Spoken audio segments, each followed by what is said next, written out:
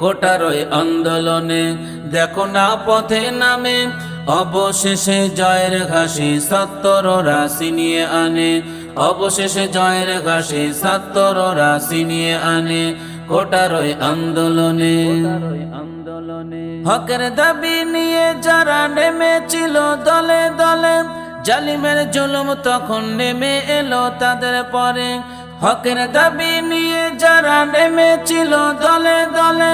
জালিমের জুলুম তখন নেমে এলো তাদের পরে সিনাটান করে দিল